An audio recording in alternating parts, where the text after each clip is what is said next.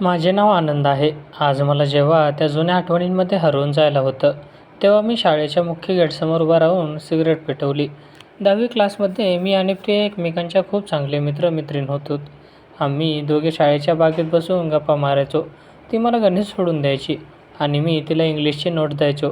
तिच्या हास्यात एक गोडपणा होता, ज्यामुळे माझं लक्ष तिच्याकडे वारंवार जायचं. पण तेव्हा मला फक्त मैत्री समजत होती. शाळा संपल्यावर आमचा संपर्क हळूहळू कमी झाला.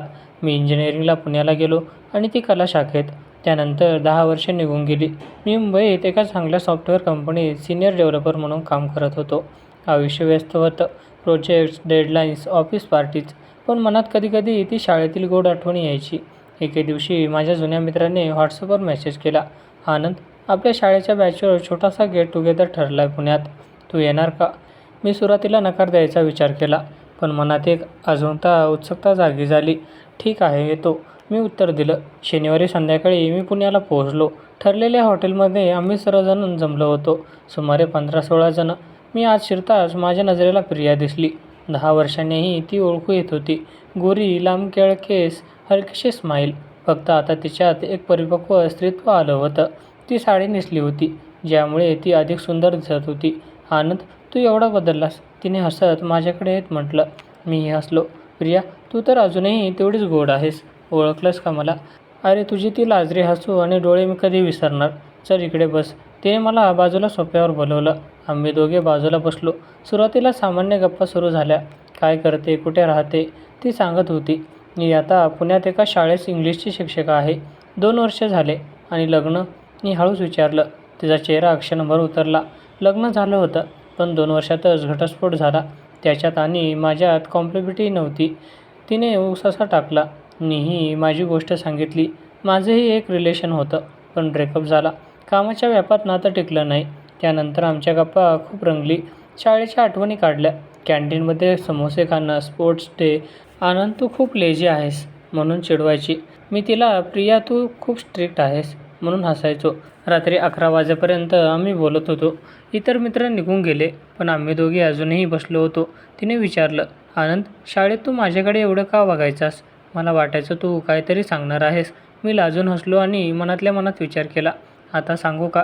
पण मी फक्त म्हणालो, "कारण तू खूप सुंदर आणि हुशार होतीस. तुझ्याशी बोलायला आवडायचं." तिने माझ्या डोळ्यात बघितलं आणि हलकेच हसली. "तूही तेवढाच छान होतास." पण जेव्हा आम्ही लहान होतो ना, त्या क्षणी माझ्या मनात एक हलकीशी लहर उठली. ही मैत्रीण आता केवळ मैत्रीण राहिलेली नव्हती. तिच्या डोळ्यात एक वेगळीच खोली होती, एकटेपणाची आणि आशेची मिश्रण. मी तिच्या हाताकडे बघितलं. तिचे नखे नीटनेटके, बोट बारीक. मनात एक इच्छा झाली तिचा हात धरण्याची, पण मी स्वतःला रोखलं. "प्रिया, उद्या तुला भेटू शकतो का? फक्त चहा घ्यायला?" मी धैर्य करून विचारलं. तिने क्षणभर विचार केला आणि म्हणाली, "हो, का नाही? माझा फ्लॅट विमाननगरला आहे. ये, मी चहा बनवते." त्या रात्री घरी परतताना माझं मन खूप अस्वस्थ होतं. गाडी चालवताना मी विचार करत होतो, "आनंद, हळू जायला हवं. ती घटस्फोटानंतर हळवी झाली आहे. फक्त मैत्री ठेवायची आहे." पण मनाच्या कोपऱ्यात एक गोड भावना जागी झाली होती. तिची स्माईल, तिचा आवाज, तिच्या डोळ्यातली ती चमक, हे सगळं मला वारंवार आठवत होतं. शाळेतील ती छोटीशी मैत्रीण आज 10 वर्षांनी एक आकर्षक, परिपक्व आणि भावनिक स्त्री बनली होती. आणि मी मी तिच्याकडे आकर्षित होत चाललो होतो. हळूहळू दुसऱ्या दिवशी सकाळी माझ्या फोनवर प्रियाचा मेसेज आला, "आनंद, घरी पोहोचलास का? चहा घ्यायला येतोस का आज संध्याकाळी?" मी हसत सतत उत्तर दिलं, "हो, नक्की येतो. 6 वाजता. परफेक्ट." तिने रिप्लाय केलं. त्या दिवशी ऑफिस संपल्यावर मी थेट तिच्या फ्लॅटवर निघालो. विमाननगरमधील एक छोटासा फ्लॅट, नीटनेटका 1 BHK फ्लॅट. दारावर तिने बेल वाजवताच उघडलं. ती साध्या सलवार कमीजमध्ये होती, केस मोकळे सोडलेले. तिच्या चेहऱ्यावर एक एक हलकीशी लाज होती. "ये ना आत, बस." तिने मला सोफ्यावर बसवलं. तिने चहा आणि काही बिस्किट आणली. आम्ही बोलत बसलो. सुरुवातीला शाळेच्या आठवणींवरून सुरू झालं, पण हळूहळू गप्पा वैयक्तिक होऊ लागल्या. "आनंद, घटस्फोटानंतर खूप एकटं वाटत असेल ना? सगळे मित्रमैत्रिणी आपापल्या आयुष्यात व्यस्त. तू भेटलास तेव्हा बरं वाटलं." ती हळू आवाजात म्हणाली. मी तिच्या डोळ्यात बघितलं. "मलाही तसंच वाटतं. काम करतो, पण रात्री एकटं बसलो की मनात रिकामेपणा जाणवतो. तुझ्याशी बोलल्यावर मात्र एक वेगळी उबदार भावना येते." तिने हलके स्माईल केली. आमच्या बोलण्यात एक सिलसिला सुरू झाला. ती मला आपल्या शाळेतील लाजऱ्या प्रेमकथांबद्दल सांगायची. मी माझ्या कॉलेज लाईफबद्दल. 1 तास सहज निघून गेला. आनंद, शाळेत तू मला प्रिया तू खूप छान गाते म्हणायचास आठवतंय? तिने हसत विचारलं. अरे हो, तू मधुरिमा या गाण्यामध्ये ती आंखों में गायचीस. मला अजूनही आठवतं, मी म्हणालो. तेव्हा तिने अचानक माझा हात हातात घेतला आणि म्हणाली, तू नेहमीच मला समजून घ्यायचास. आजही तसंच वाटतंय.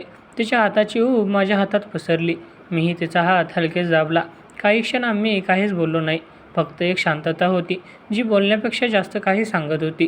मनात मी विचार करत होतो, आनंद, हळू जायला हवं. ती अजूनही इमोशनल हिलिंगमध्ये आहे. फक्त मैत्री म्हणून ठेव. पण तरीही माझ्या मनात तिच्याबद्दल एक आकर्षण वाढत चाललं होतं. त्यानंतर आमचे रोजचे व्हॉट्सअप चॅट सुरू झाले. सकाळी गुड मॉर्निंग, आज शाळेत काय प्लॅन आहे, असं मेसेज यायचं. रात्री आजचा दिवस कसा गेला असं विचारायचो. ती आपल्या विद्यार्थ्याच्या गोष्टी सांगायची.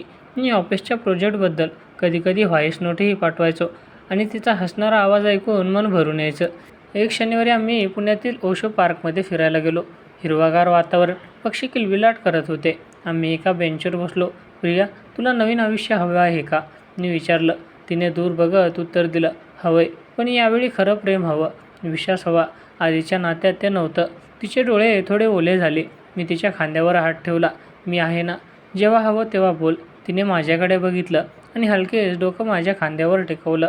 त्या क्षणी मला वाटलं की ही मैत्रीण हळूहळू माझ्या हृदयात घर करत आहे. दुसऱ्या एका संध्याकाळी आम्ही कॅफेमध्ये बसलो होतो.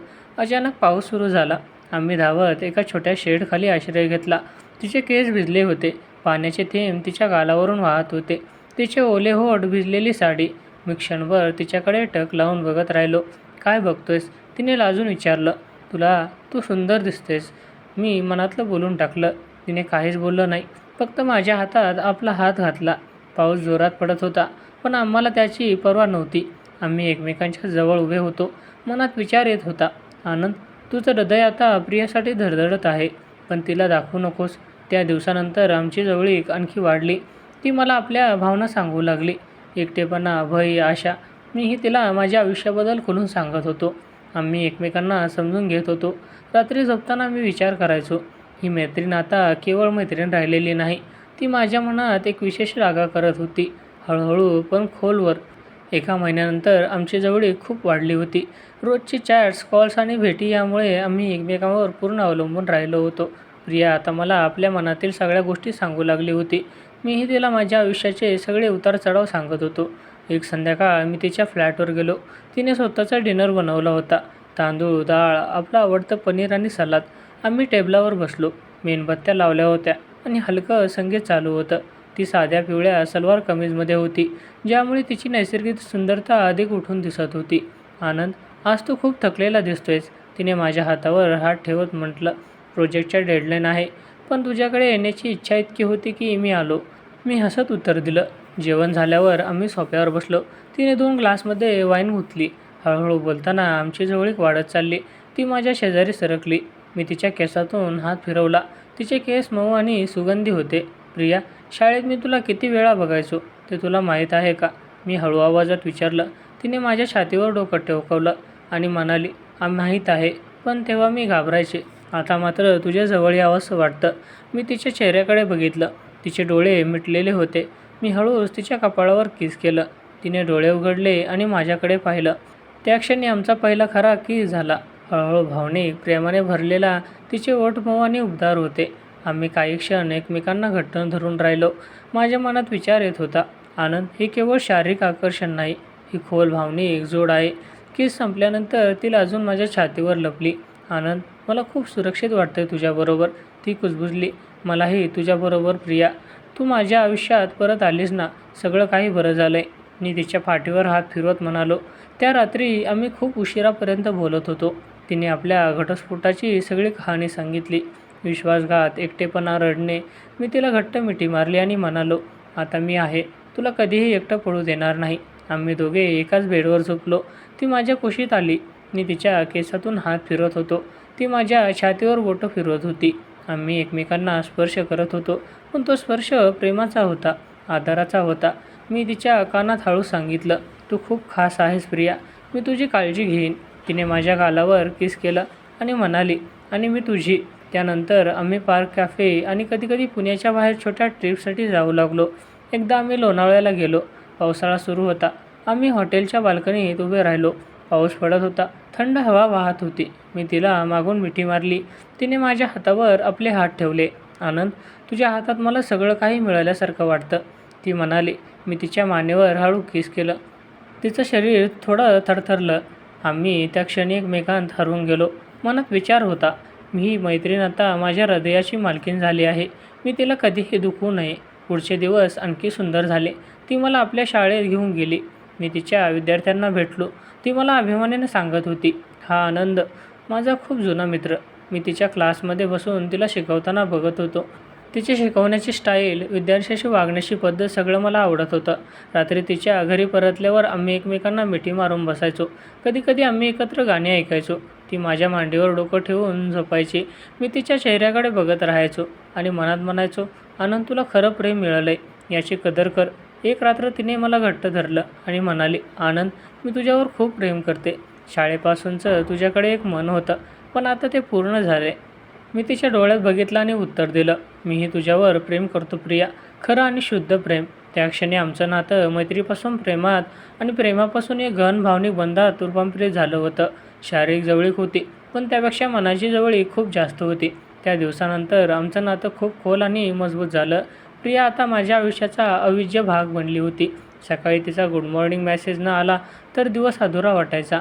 मी ऑफिसला गेलो तरी तिच्या विचारांची मन भरलेले असायचं. ती शाळेत शिकवायची आणि संध्याकाळी मला फोन करायची, आनंद, आज कधी येणार आहेस? एक संध्याकाळ मी तिच्या फ्लॅटवर गेलो. तिने खूप मेहनत करून माझ्यासाठी माझ्या आवडती चिकन बिर्याणी बनवली होती. आम्ही दोघे बाल्कनीत बसलो. आकाशात तारे चमकत होते.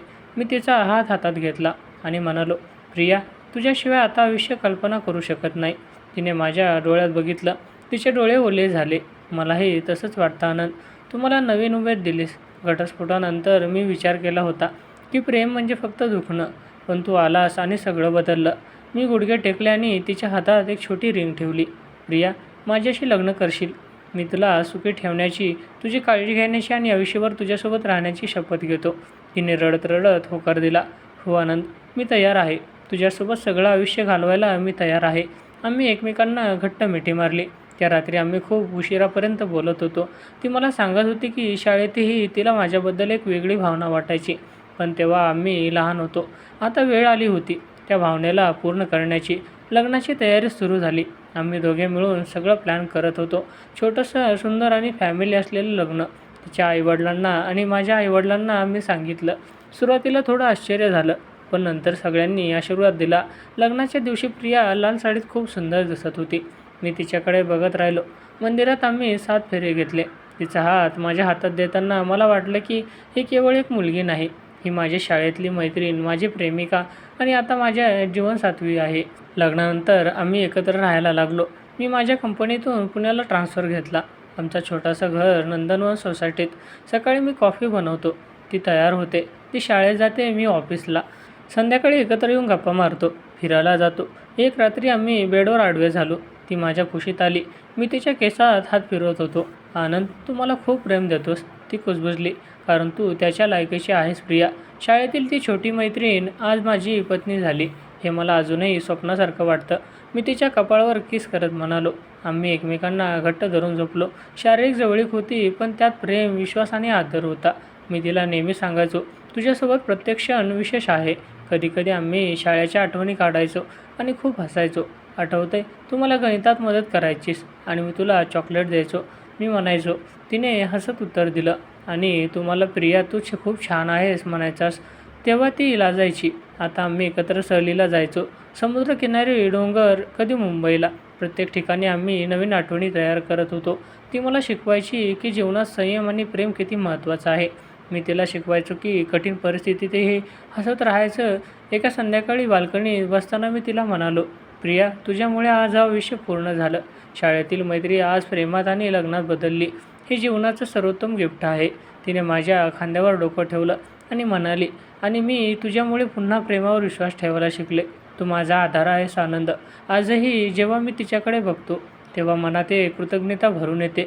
जी मैत्रीण शाळेत हसत खेळत होती, ती आज माझ्या आयुष्याची सावली बनली आहे. आमचं प्रेम हळूहळू वाढलं, भावनिक झालं, रोमॅन्टिक झालं आणि आता ते शाश्वत झालं आहे. कधीकधी मी मनात विचार करतो, आयुष्य खूप विचित्र आहे. जे काही वर्षापूर्वी फक्त दोस्ती होती, ते आज प्रेम, विश्वास आणि जीवनभराच्या बंधनात रूपांतरित झालं आहे आणि हे प्रेम कधीही संपणार नाही. मित्रांनो, मला आशा आहे की तुम्हाला आमची कथा आवडली असेल. जर तुम्हाला कथा आवडली असेल तर व्हिडिओला लाईक करा. चॅनलवर नवीन असाल तर चॅनलला सबस्क्राईब करा आणि हो, कृपया नोटिफिकेशन बेल दाबायला अजिबात विसरू नका, जेणेकरून पुढील अपडेट सर्वप्रथम तुम्हाला मिळतील. आपण संपूर्ण कथा वाचली, ऐकली त्याबद्दल आपल्या सर्वांचे मनापासून आभार.